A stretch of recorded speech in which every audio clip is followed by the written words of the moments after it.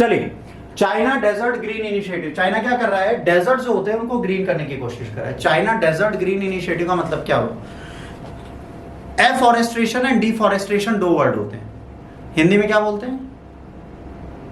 एक वनीकरण और एक वन उन्मूलन, जो भी बोल रही है मैम वो, मतलब वनों का खत्म होना, ग्रीनरी का खत्म होना। जैसा आपने देखा होगा यहाँ पर बालू है, एक जगह सूखी जमीन है, तो क्या करेगी, सूखी जमीन धीरे धीरे उड़ेगी, जो आगे की थोड़ी जमीन होगी जो अभी भी फर्टाइल होगी उसको भी उड़ाएगी हवा। धीरे धीरे डेजर्टिफिकेशन, मरुस्थलीकरण बढ़ता है एरियाज। जैसे इंडिया में भी क्या हो रहा है, थार डेजर्ट बड़ा हो रहा है, आसपास के ग्रीन बेल्ट को मार रहा है। तो इसका ऑप्शन क्या था, इसका ऑप्शन होता है कि जहां पर ये डेजर्ट खत्म हो रहे हैं इस जगह पर हम क्या करें, ग्रीनरी कर दें। तो क्या होगा, वहां की मड रुक जाएगी, हवा का स्लोप धीरे हो जाएगा, तो उधर की बेल्ट ग्रीन रहेगी। यह हमें करना चाहिए, इसकी कोशिश करनी चाहिए। हम भी एक ग्रेट वॉल बना रहे थे ना, ग्रीन वॉल बना रहे थे, आज तक सपने में ही है। चाइना ने 2010 में कहा, 2014 तक अपना सक्सेस दिखा दिया, 2025 में उसके हाईएस्ट काम हो चुके हैं उसके, हम नहीं कर रहे। क्या किया इन्होंने? अब ये क्यों करते हैं पहले समझो। China faces severe desertification, over 27% of its land being deserted. Total land का 27% मरुस्थल है, मंगोलिया एंड ऑल पूरा डेजर्ट एरिया है। ठीक, थ्रेटनिंग क्या कर रहा था, फार्म, सिटीज और इकोसिस्टम को खतरा दे रहा था। इन्होंने कहा भाई बदलो। इन्होंने क्या किया, सैंड ड्यून्स, ड्यून्स क्या होते हैं, छोटे छोटे पर्वत है, जब हवा उड़ती है तो ऐसे टीले टाइप के छोटे छोटे बन जाते हैं, उन्हें ड्यून्स बोलते हैं, रेत के टीले, उनको रोका जाए। इसके बाद रिड्यूस डस्ट स्टॉर्म, सोलर जो मरुस्थल के तूफान आते हैं उनको रोका जाए। उसके बाद ग्रो वेजिटेशन, फिर वहां पर सब्जी और फल उगा, कितना अच्छा होगा। कभी बालू में कुछ उगा के देखा है? नहीं उगता है।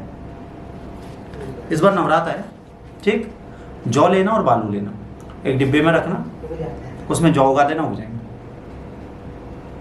बालू हवा में ना उड़े, धूप तेज ना पड़े, नमी मिलती रहे, वो धीरे धीरे क्या होगा, सैंड किस में बन जाएगा, सॉइल के कंपोजिट में कन्वर्ट होने लगेगा। सैंड में प्रॉब्लम पता है क्या है, मॉइस्चर नहीं टिकता, यही तो प्रॉब्लम है बस, वरना वो कभी भी मिट्टी बन जाएगी।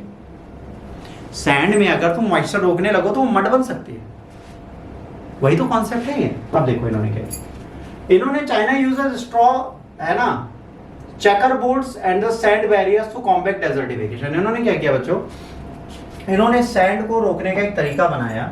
ये जो बालू है, बहुत ध्यान से सुनो, ये पूरा एरिया इन्होंने उठाया, इसमें ऐसे ऐसे ब्लॉक लगा दिए, ठीक है, बोरी के, पन्नी के सारे ब्लॉक लगा दिए, और इनके ऊपर ये स्ट्रॉ के पाइप्स लगा दिए ऐसे ऐसे, ये जो धान भूसी की डंडियां होती है इनको लगा दिया, इनको अंदर अंदर गाड़ दिया और इसको पूरा ऐसे पैक कर दिया। अब यहाँ पे छोटे छोटे ब्लॉक्स है तो इनसे सैंड्स नहीं उड़ेंगी ना। फिर यहाँ पे डिप इरिगेशन किया, ऐसे ऐसे डिप लगा दिए,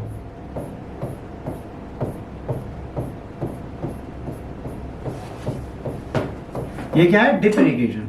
अब इसमें पानी पाइपों से डाल रहे हैं, पानी बालू के अंदर जा रहा है, जब हवा तेज यहां से चल रही है तो इसको नहीं उड़ा रही, ठीक। फिर लैब में बिना पानी के जो वेजिटेशन ग्रो हो सकते हैं उनको अल्टर किया, डीएनए जीन अल्टरेशन के बाद वो यहां पर लगा दिए, तो ये क्या बन गया, थोड़े दिनों बाद ग्रीन लैंड। अब यहाँ पे मिट्टी आ गई, ये सॉइल जो है कंजर्व हो गई। फिर इसको इधर बढ़ा दिया, फिर इसको इधर बढ़ा दिया, फिर इसको इधर बढ़ा दिया, फिर इसको इधर बढ़ा दिया, फिर इसको इधर बढ़ा दिया, फिर इसको इधर बढ़ा दिया, ऐसे करते करते पूरा एरिया धीरे धीरे कवर करते चले।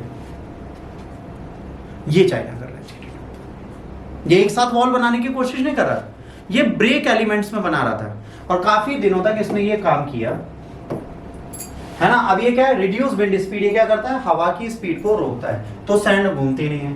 सरफेस को स्टेबलाइज करता है ताकि वहां पर ड्रॉट रेजिस्टेंस फ्लोरा फ्यूना रख पाए, ठीक, जो सूखे में लग सकता है उसको लगा सकते। इसके बाद अलाउ नेचुरल सॉइल क्रस्ट, अभी क्या करेगा, नेचुरली सॉइल को बाइंड करेगा और बाद में क्या करेगा, ग्रीनरी को रोक देगा। बलुआ मिट्टी भी होती है, ठीक।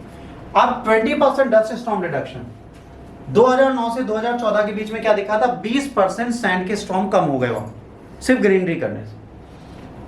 1000 एकड़ एरिया स्टेबलाइज हो गया और सैंड ड्यून्स वहां पे बनने बंद हो,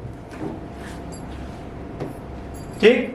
अभी देखो ये ऐसे इन्होंने कर दिया, ये पूरा मरुस्थल था, देखो हालत, ग्रीनरी होती जा रही है, ये तरीका है, ऐसे हम लोग भी कर सकते। देखो देख लो धीरे धीरे सैंड ड्यून्स बनाते जाए, देखो ये वॉल्स बनाते जा रहे ग्रीन की, जब ये बन जाएगी तो डेजर्टिफिकेशन इधर से इधर नहीं जाएगा। और ये हम भी कर सकते हैं, बट हमको करने के लिए कोई परमिशन नहीं देता। सैंड फिक्सेशन टेक्निक्स आनी चाहिए, bio mineralization and local innovation चाहिए, ताकि हम लोकल रिस्टोरेशन के एफर्ट्स को लगा पाएं।